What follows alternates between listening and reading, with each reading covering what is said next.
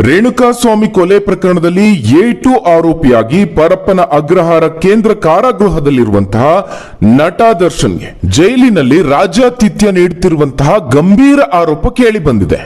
ಕೇವಲ ಆರೋಪ ಮಾತ್ರ ಅಲ್ಲ, ಜೈಲಿನ ಒಳಗಿನ ಒಂದಷ್ಟು ಫೋಟೋಗಳು ಈಗ ಲೀಕ್ ಆಗಿದೆ. ಜೈಲು ಅಂದ್ರೆ ಕಷ್ಟ ಇರುತ್ತೆ, ಹಾಗಿರುತ್ತೆ ಹೀಗಿರುತ್ತೆ ಅಂದ್ಕೊಂಡಿದ್ದ ಜನರಿಗೆ ಈ ಫೋಟೋಗಳನ್ನ ನೋಡಿ ಬಹಳ ಶಾಕ್ ಆಗಿದೆ.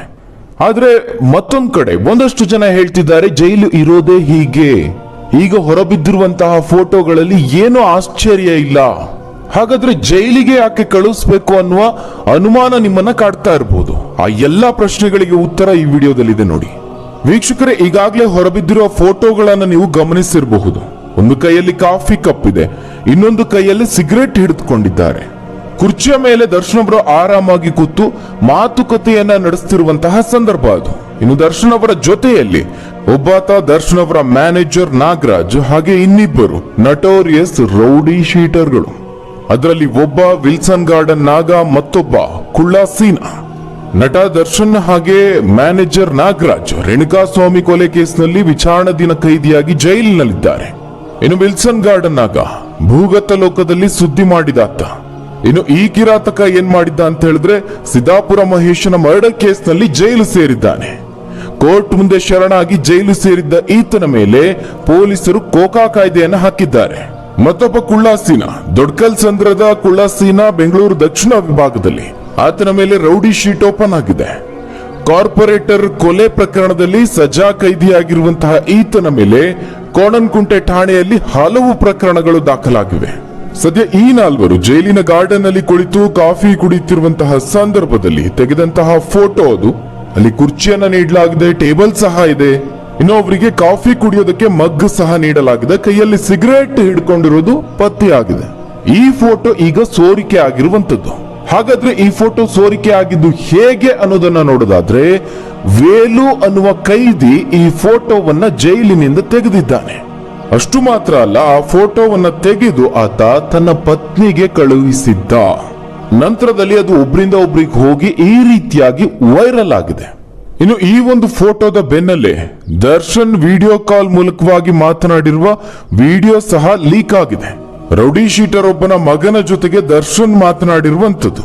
ಬ್ಯಾಡರಹಳ್ಳಿ ರೌಡಿ ಶೀಟರ್ ಜಾನಿ ಅಲಿಯಾಸ್ ಜನಾರ್ದನ್, ಈತನ ಮಗ ಸತ್ಯನ ಜೊತೆ ಮಾತನಾಡಿರುವುದಾಗಿ ತಿಳಿದು ಬಂದಿದೆ. ನಟ ದರ್ಶನ್ಗೆ ರೌಡಿಗಳ ಜೊತೆಗೆ ಲಿಂಕ್ ಇದೆ ಅನ್ನುವಂತಹ ಆರೋಪ ಆಗಾಗ ಕೇಳಿ ಬರ್ತಾ ಇತ್ತು. ಇದೀಗ ಫೋಟೋ ಹಾಗೆ ವಿಡಿಯೋ ವೈರಲ್ ಆಗಿರೋದನ್ನ ನೋಡ್ತಾ ಇದ್ರೆ ಅದು ನಿಜ ಅನಿಸ್ತಾ ಇದೆ. ರೌಡಿ ಶೀಟರ್ ಮಗನಿಗೂ ನಟ ದರ್ಶನ್ಗೂ ಏನ್ ಸಂಬಂಧ ಅನ್ನೋದು ತನಿಖೆಯಿಂದ ತಿಳಿದು ಬರಬೇಕಾಗಿದೆ. ಇನ್ನು ಅತ್ತ ದರ್ಶನ್ ಇರುವಂತಹ ಜೈಲಿನಲ್ಲಿ ಇದ್ದುಕೊಂಡೇ ಅಲ್ಲಿಂದ ವಿಡಿಯೋ ಕಾಲ್ ಮಾಡಿದಾತ ರೌಡಿ ಶೀಟರ್ ಮಾರ್ಕೆಟ್ ಧರ್ಮ, ಆತ ಈಗ ಇದೇ ಜೈಲಿನಲ್ಲಿ ಇರುವಂತದ್ದು. ಅಲ್ಲಿಂದ ವಿಡಿಯೋ ಕಾಲ್ ಹೊರಗಡೆ ಹೋಗಿದೆ. ಇನ್ನು ಆ ಕಡೆಯಿಂದ ಜಾನಿ ಮಗ ಸತ್ಯ, ಆತ ಕೂಡ ಇತ್ತೀಚೆಗೆ ಜೈಲಿಗೆ ಹೋಗಿ ಬಂದಿದ್ದ. ಅನ್ನಪೂರ್ಣೇಶ್ವರಿ ನಗರ ಠಾಣಾ ವ್ಯಾಪ್ತಿಯಲ್ಲಿ KLE ಕಾಲೇಜ್ ವಿದ್ಯಾರ್ಥಿಗಳಿಗೆ ಹೊಡೆದಂತಹ ಪ್ರಕರಣದಲ್ಲಿ ಆತ ಜೈಲಿಗೆ ಹೋಗಿ ಬಂದಿದ್ದ. ಸದ್ಯ ಅವನು ಜಾಮೀನಿನ ಮೇಲೆ ಹೊರಗಿದ್ದಾನಷ್ಟೇ.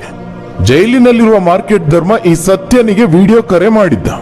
ದರ್ಶನ್ ನಮ್ಮ ಪಕ್ಕದಲ್ಲೇ ಇದ್ದಾರೆ, ಪಕ್ಕದ ಸೆಲ್ ನಲ್ಲೇ ಇದ್ದಾರೆ ಅಂತ ಬಿಲ್ಡಪ್ ಕೊಟ್ಕೊಂಡಿದ್ದ.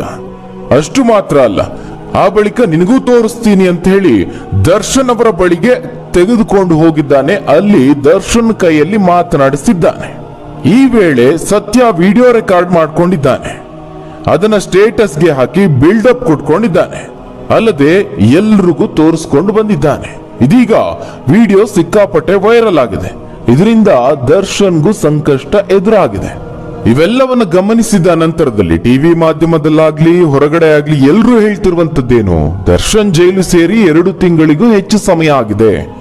ಆಗಿನಿಂದಲೂ ದರ್ಶನ್ಗೆ ಜೈಲಿನಲ್ಲಿ ಎಲ್ಲವೂ ಸಿಗ್ತಾ ಇದೆ, ಆರಾಮಾಗಿ ಸಿಗ್ತಾ ಇದೆ ಅನ್ನುವಂತಹ ಆರೋಪ ಕೇಳಿ ಬರ್ತಾ ಇತ್ತು.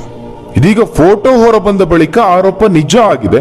ಅಲ್ಲದೆ ದರ್ಶನ್ ಬಳಿ ಹಣ ಇದೆ, ಹೀಗಾಗಿ ಎಲ್ಲ ಸಿಗ್ತಾ ಇದೆ ಅನ್ನುವಂತ ಆರೋಪಗಳು ಕೇಳಿ ಬರ್ತಾ ಇರುವಂತದ್ದು. ಆದ್ರೆ ಅಸಲಿ ವಿಚಾರ ಬೇರೆನೇ ಇದೆ. ಇಲ್ಲಿ ಕೇವಲ ದರ್ಶನ್ ಬಗ್ಗೆ ಮಾತನಾಡಿ ಯಾವುದೇ ಪ್ರಯೋಜನ ಇಲ್ಲ. ಕೇವಲ TRPಗಾಗಿ ಟಿವಿ ಮಾಧ್ಯಮದಲ್ಲಿ ತೋರಿಸಲಾಗ್ತಾ ಇದೆ. ಜೈಲಿನಿಂದ ವಿಡಿಯೋ ಕಾಲ್ ಮಾಡಬೇಕು ಅಂದ್ರೆ ಈ ಹಿಂದಿನಿಂದಲೂ ಆತನ ಬಳಿ ಮೊಬೈಲ್ ಇರಲೇಬೇಕು. ಯಾಕಂದ್ರೆ ದರ್ಶನ್ಗೂ ಮೊದಲೇ ಈ ರೌಡಿ ಶೀಟರ್ಗಳು ಜೈಲು ಪಾಲಾಗಿರುವಂತದ್ದು. ಹಾಗಾದ್ರೆ ಈ ಮೊಬೈಲ್ಗಳು ಎಲ್ಲಿಂದ ಬಂತು? ಅದ್ರ ಜೊತೆಗೆ ಇನ್ನೊಂದು ಸಿಗರೇಟ್. ಜೈಲಿನಲ್ಲಿ ಯಾವುದೇ ಮಾದಕ ವಸ್ತುಗಳಿಗೆ ಅವಕಾಶ ಇಲ್ಲ. ಯಾವುದಾದ್ರೂ ಕೈದಿ ತುಂಬಾ ಅಡಿಕ್ಟ್ ಆಗಿದ್ರೆ, ಅಂದ್ರೆ ಸಿಗದೇ ಹೋದ್ರೆ ಸತ್ತೇ ಹೋಗ್ತಾನೆ ಅನ್ನೋಷ್ಟು ಮಟ್ಟಿಗೆ ಅಡಿಕ್ಟ್ ಆಗಿದ್ರೆ ವೈದ್ಯರ ಸಲಹೆ ಮೇರೆಗೆ ಸಿಗರೇಟ್ ಕೊಡಲಾಗುತ್ತೆ. ಅದು ಬಹಳ ಬಹಳ ವಿರಳ ಕೇಸ್. ಇಲ್ಲಿ ಇವತ್ತು ದರ್ಶನ್ ಇರುವಂತಹ ಸಂದರ್ಭದ ಫೋಟೋ ರಿಲೀಸ್ ಆಗಿದೆ ಅಂತ ಹೇಳಿದ್ರೆ ಅಲ್ಲಿನ ವಾತಾವರಣ, ಆ ರೌಡಿ ಶೀಟರ್ಗಳು ಇರುವಂತಹ ರೀತಿ, ಇವೆಲ್ಲವನ್ನ ಗಮನಿಸಿದಾಗ ಇದು ಕೇವಲ ಇವತ್ತಿನ ವಿಚಾರ ಅಲ್ಲ, ಈ ಹಿಂದಿನಿಂದಲೂ ಅಲ್ಲಿ ಈ ರೀತಿಯಾದಂತಹ ಅಭ್ಯಾಸ ಇದೆ. ಸಿಗರೇಟ್ ಸತತವಾಗಿ ಒಳಗಿನ ಖೈದಿಗಳಿಗೆ ಸಿಗ್ತಾ ಇದೆ ಅನ್ನುವಂಥದ್ದು ಸ್ಪಷ್ಟವಾಗ್ತಾ ಇದೆ. ಅಂದ್ರೆ ಹಣ ಕೊಟ್ರೆ ಜೈಲಿನಲ್ಲಿ ಎಲ್ಲವೂ ಸಿಗುತ್ತೆ ಅನ್ನುವಂತಹ ಗಂಭೀರ ಆರೋಪ ಇವತ್ತಿನಿಂದ ಅಲ್ಲ, ಬಹಳ ಹಿಂದಿನಿಂದಲೂ ಕೇಳಿ ಬರ್ತಾ ಇದೆ. ಆದ್ರೆ ಈ ಮಟ್ಟಿಗೆ ಎಲ್ಲೂ ಸುದ್ದಿ ಆಗಿರ್ಲಿಲ್ಲ. ಯಾಕಂದ್ರೆ ಅಲ್ಲಿ ದರ್ಶನ್ ಅಂತಹ ಸೆಲೆಬ್ರಿಟಿಯ ಹೆಸರು ಇರಲಿಲ್ಲ, ಅಥವಾ ಜೈಲಿನಲ್ಲಿ ದರ್ಶನ್ ಅಂತ ಸೆಲೆಬ್ರಿಟಿ ಇರಲಿಲ್ಲ. ನಟ ದರ್ಶನ್ ಜೈಲಿಗೆ ಹೋಗುವ ಮೂಲಕವಾಗಿ ಜೈಲಿನ ಹಲವು ಅಕ್ರಮಗಳು ಬಯಲಿಗೆ ಬಂದಿದೆ. ಇವೆಲ್ಲವನ್ನ ಗಮನಿಸಿದಾಗ ಜೈಲು ಇರೋದು ಹೀಗೇನಾ ಅಂತ ಅನಿಸದೇ ಇರೋದಿಲ್ಲ. ಯಾಕಂದ್ರೆ ಕೇವಲ ದರ್ಶನ್ ಬಳಿ ಮಾತ್ರನ ಹಣ ಇರುವಂತದ್ದು? ಕರ್ನಾಟಕದಲ್ಲೇ ದರ್ಶನ್ ಮಾತ್ರ ಶ್ರೀಮಂತ ವ್ಯಕ್ತಿನ? ಈಗಾಗಲೇ ಸಾಕಷ್ಟು ಜನ ರಾಜಕಾರಣಿಗಳು ಹೋಗಿ ಬಂದಿದ್ದಾರೆ ಜೈಲಿಗೆ, ದೊಡ್ಡ ದೊಡ್ಡ ಉದ್ಯಮಿಗಳು ಹೋಗಿದ್ದಾರೆ, ಅದಕ್ಕಿಂತಲೂ ಶ್ರೀಮಂತ, ದರ್ಶನ್ಗಿಂತಲೂ ಶ್ರೀಮಂತ ವ್ಯಕ್ತಿಗಳು ಹೋಗಿ ಬಂದಿದ್ದಾರೆ. ಅದರ ಅರ್ಥ ಈ ಹಿಂದಿನಿಂದಲೂ ಯಾರ್ಯಾರೆಲ್ಲ ರಾಜಕಾರಣಿಗಳು ಹೋಗಿದ್ರು ಅಥವಾ ಯಾರ್ಯಾರೆಲ್ಲ ದೊಡ್ಡ ದೊಡ್ಡದಾಗಿ ಹೆಸರು ಮಾಡಿದಂಥವ್ರು, ಹಣ ಗಳಿಸಿದಂಥವ್ರು ಹೋಗಿದ್ರು, ಅವರೆಲ್ರಿಗೂ ಇದೇ ರೀತಿಯಾದಂತಹ ಟ್ರೀಟ್ಮೆಂಟ್ ಸಿಗ್ತಾ ಇತ್ತು ಅಂತ ಅರ್ಥ. ಈ ಹಿಂದೆ ಜಯಲಲಿತಾ ಆಪ್ತೆ ಶಶಿಕಲಾಗೂ ರಾಜಾತಿಥ್ಯ ನೀಡಿದ ಆರೋಪ ಕೇಳಿ ಬಂದಿತ್ತು. ಅದು ಸಹ ದೊಡ್ಡ ಮಟ್ಟದಲ್ಲಿ ಸುದ್ದಿ ಆಗಿತ್ತು. ಈ ಎಲ್ಲಾ ಅಂಶಗಳು ಈಗ ಯಾರತ್ತ ಬೊಟ್ಟು ಮಾಡ್ತಿದೆ ಅಂತ ಹೇಳಿದ್ರೆ ಜೈಲಾಧಿಕಾರಿಗಳ ಕಡೆಗೆ. ಇಂತಹ ಪ್ರಕರಣಗಳಲ್ಲಿ ಜೈಲು ಅಧಿಕಾರಿಗಳು ಶಾಮೀಲಾಗಿರ್ತಾರೆ ಅನ್ನೋ ಆರೋಪ ಇದೆ. ಅವರ ಸಹಾಯ ಇಲ್ಲದೆ ಒಳಗ್ ಹೇಗ್ ಬರೋದಕ್ಕೆ ಸಾಧ್ಯ?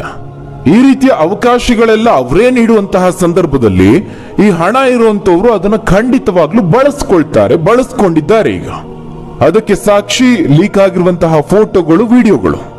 ಬೆಂಗಳೂರಿನ ಜೈಲಿನ ಪರಿಸ್ಥಿತಿ ಹೀಗಿರುವಾಗ ಇನ್ನು ಉಳಿದಂತಹ ರಾಜ್ಯದ ಜೈಲಿನ ಪರಿಸ್ಥಿತಿ ಏನು? ಅಲ್ಲಿ ಯಾವ್ಯಾವ ರೌಡಿ ಶೀಟರ್ಗಳಿಗೆ ಯಾವ್ಯಾವ ರೀತಿಯ ಟ್ರೀಟ್ಮೆಂಟ್ ಕೊಡಲಾಗ್ತಿದೆಯೋ ಗೊತ್ತಿಲ್ಲ. ಆದ್ರೆ ಹಲವೆಡೆ ಇದೇ ರೀತಿಯಾಗಿ ಹಲವು ಜೈಲಿನಲ್ಲಿ ರಾಜಾತಿಥ್ಯ ನೀಡ್ತಿರೋದು ಮಾತ್ರ ದೃಢವಾಗಿದೆ. ಈಗ ಅಂತಹ ವಿಚಾರಗಳನ್ನ ಮುನ್ನೆಲೆಗೆ ತರೋದಕ್ಕೆ ಒಳ್ಳೆ ಸಂದರ್ಭ ಅಂತಲೇ ಹೇಳಬಹುದು. ಇನ್ನು ಇದೇ ವಿಚಾರಕ್ಕೆ ಸಂಬಂಧಪಟ್ಟಂತೆ ಗೃಹ ಸಚಿವರು ಪ್ರತಿಕ್ರಿಯೆಯನ್ನು ನೀಡಿದ್ದಾರೆ. ಆರಂಭದಲ್ಲಿ ಈ ಬಗ್ಗೆ ಕೇಳಿದಕ್ಕೆ ಅವರು ಗರಂ ಆಗಿದ್ರು. ನಂತರದಲ್ಲಿ ಇದೀಗ 7 ಮಂದಿ ಜೈಲಾಧಿಕಾರಿಗಳಿಗೆ ಕಂಟಕ ಎದುರಾಗಿದೆ. ಇದಕ್ಕೆ ಗೃಹ ಸಚಿವರು ಮಾತನಾಡಿ, ನಿನ್ನೆ ಸುಮಾರು 4:30ಕ್ಕೆ ವೈರಲ್ ಫೋಟೋ ಸುದ್ದಿ ಬಂತು. ಪರಪ್ಪನ ಅಗ್ರಹಾರದಲ್ಲಿ ದರ್ಶನ್ ಹಾಗೂ ಇತರೆ 4 ಟೀ ಕುಡಿದುಕೊಂಡು ಬಹಳ ಆರಾಮಾಗಿದ್ದಾರೆ ಅನ್ನುವ ಮಾಹಿತಿ ಸಿಕ್ತು. ಕೂಡಲೇ ಜೈಲಿನ ಡಿಜಿ ಅವರೊಂದಿಗೆ ನಾನು ಮಾತನಾಡಿದೆ. ಅಧಿಕಾರಿಗಳನ್ನ ಸ್ಥಳಕ್ಕೆ ಕಳುಹಿಸಿಕೊಟ್ಟು ತನಿಖೆ ಮಾಡಿದ್ದೇವೆ. ರಾತ್ರಿ 1 ಗಂಟೆವರೆಗೂ ವಿಚಾರಣೆಯನ್ನ ಮಾಡಿದ್ದಾರೆ. 7 ಅಧಿಕಾರಿಗಳನ್ನ ಸಸ್ಪೆಂಡ್ ಮಾಡಿದ್ದೇವೆ.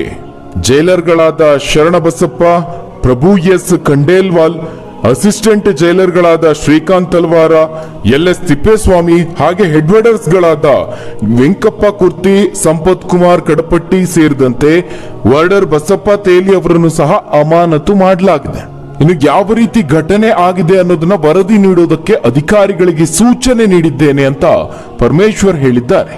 ಇಂತಹ ಘಟನೆ ಯಾವುದೇ ಕಾರಣಕ್ಕೂ ನಡಿಬಾರದು. ಈ 7 ಅಧಿಕಾರಿಗಳು ಭಾಗಿಯಾಗಿದ್ದಾರೆ ಅನ್ನೋದು ವರದಿ ಬಂದಿದೆ. ಅದರ ಅನ್ವಯವೇ ಅಮಾನತು ಮಾಡಲಾಗಿದೆ. ಇನ್ನು ಜೈಲಿನ ಹಿರಿಯ ಅಧಿಕಾರಿಗಳನ್ನ ಕೂಡ ವರ್ಗಾವಣೆ ಮಾಡ್ತೇವೆ. ವರದಿ ಬರಲು ಕಾಯ್ತಾ ಇದ್ದೇವೆ. ಎಲ್ಲಾ ಜೈಲುಗಳಲ್ಲಿ ಜಾಮರ್, CCTV ಹಾಕ್ತಿದ್ದೇವೆ. ಆದ್ದರಿಂದ ಇಂತಹ ಘಟನೆಗಳು ನಡೀಬಾರದು ಅಂತ ಕಠಿಣ ಕ್ರಮ ಕೈಗೊಳ್ಳಲಾಗುತ್ತೆ. ಎಲ್ಲವನ್ನ ಸರಿಪಡಿಸ್ತೀವಿ ಅನ್ನುವ ಮಾತನ್ನ ಹೇಳಿದ್ದಾರೆ. ಇನ್ನು ಇದೇ ವೇಳೆ ಕೇವಲ ಕೆಳಮಟ್ಟದ ಅಧಿಕಾರಿಗಳನ್ನ ಮಾತ್ರ ಇಲ್ಲಿ ಅಮಾನತು ಮಾಡಿರುವಂತದ್ದು, ಉನ್ನತ ಅಧಿಕಾರಿಗಳನ್ನ ವರ್ಗಾವಣೆ ಮಾಡ್ತೀವಿ ಅಂತ ಹೇಳಿದ್ದಾರೆ. ಇದು ಈಗ ಜನರ ಆಕ್ರೋಶಕ್ಕೆ ಕಾರಣ ಆಗ್ತಾ ಇದೆ. ಇದು ಎಷ್ಟು ಸರಿ ಅಂತ ಪ್ರಶ್ನೆ ಮಾಡಿದ್ದಾರೆ. ಇದಕ್ಕೆ ಗೃಹ ಸಚಿವರು ಪ್ರತಿಕ್ರಿಯೆ ನೀಡಿದ್ದಾರೆ. ಘಟನೆ ಆಗಿದೆ, ಅದನ್ನ ನಾವು ಸಮರ್ಥನೆ ಮಾಡ್ತಾ ಇಲ್ಲ. ಈಗ ಪ್ರಕರಣದ ತನಿಖೆ ಆಗ್ತಾ ಇದೆ. ಅಲ್ಲದೆ ಹಿರಿಯ ಅಧಿಕಾರಿಗಳ ಬಗ್ಗೆಯೂ ವರದಿ ಕೇಳಿದ್ದೇನೆ. ವರದಿ ಬಂದ ಕೂಡಲೇ ಅವರು ಭಾಗಿಯಾಗಿದ್ದಾರೆ ಅಂತ ಗೊತ್ತಾದ್ರೆ ಅವರನ್ನೂ ಅಮಾನತು ಮಾಡ್ತೇವೆ. ತನಿಖೆಯಲ್ಲಿ ಎಲ್ಲವೂ ಬೆಳಕಿಗೆ ಬರುತ್ತೆ, ಆಗ ಮುಂದಿನ ಕ್ರಮ ಆಗುತ್ತೆ ಅಂತ ಭರವಸೆಯನ್ನ ನೀಡಿದ್ರು. ಆದ್ರೆ ವೀಕ್ಷಕರೇ, ನಡೀತಿರುವಂತಹ ಎಲ್ಲ ಘಟನೆಯನ್ನ ಗಮನಿಸ್ತಾ ಹೋದ್ರೆ ಕೇವಲ ಕೆಳ ಹಂತದ ಅಧಿಕಾರಿಗಳಿಂದ ಮಾತ್ರ ಇವೆಲ್ಲವೂ ಸಾಧ್ಯ ಆಗಿದೆ ಅನ್ನೋದು ಅನ್ನಿಸ್ತಾ ಇಲ್ಲ. ಇದರಲ್ಲಿ ಹಿರಿಯ ಅಧಿಕಾರಿಗಳು ಸಹ ಭಾಗಿಯಾಗಿದ್ದಾರೆ ಅನ್ನೋದು ಬಹಳ ಸ್ಪಷ್ಟವಾಗಿ ಗೊತ್ತಾಗ್ತಾ ಇದೆ. ಜೈಲಿನ ಒಳಗೆ ಈ ರೀತಿಯಾದಂತಹ ಸಾಮಗ್ರಿಗಳು ಹೋಗಬೇಕು ಅಂದ್ರೆ ಹಲವಾರು ಹಂತದಲ್ಲಿ ಚೆಕಿಂಗ್ ಆಗಿ ಒಳಗೆ ಹೋಗುವಂಥದ್ದು. ಈ ಎಲ್ಲಾ ಹಂತದಲ್ಲೂ ಒಳಗೆ ಈ ರೀತಿಯ ವಸ್ತುಗಳನ್ನ ಹೇಗೆ ಕಳುಹಿಸಿಕೊಡ್ತಾರೆ, ಇದು ಈಗ ಸಾಕಷ್ಟು ಅನುಮಾನವನ್ನ ಮೂಡಿಸ್ತಾ ಇದೆ. ಇನ್ನು ಮತ್ತೊಂದು ವಿಚಾರವೂ ಇಲ್ಲಿ ಮುನ್ನೆಲೆಗೆ ಬಂದಿದೆ. ದರ್ಶನ್ ಅವರು ಒಂದು ಕಡೆ ಜೈಲಿನ ಊಟ ಸರಿ ಹೊಂದುತ್ತಿಲ್ಲ ಅಂತ ಅಳಲನ್ನ ತೋಡಿಕೊಳ್ತಿದ್ದಾರೆ, ವಾಂತಿ ಆಗ್ತಿದೆ, ತೂಕ ಕಡಿಮೆ ಆಗಿದೆ ಅಂತ ಹೇಳ್ತಾ ಇದ್ರು. ಮನೆ ಊಟ ಕೊಡಿ ಸ್ವಾಮಿ ಅಂತ ನ್ಯಾಯಾಲಯಕ್ಕೂ ಅರ್ಜಿಯನ್ನ ಸಲ್ಲಿಕೆ ಮಾಡಿದ್ದಾರೆ. ಆದ್ರೆ ಮನೆ ಊಟವನ್ನು ಮೀರಿದಂತಹ ವ್ಯವಸ್ಥೆ ದರ್ಶನ್ಗೆ ಸಿಗ್ತಾ ಇದೆಯಾ ಅನ್ನೋದು ಸಹ ಈಗ ಚರ್ಚೆಯಲ್ಲಿದೆ.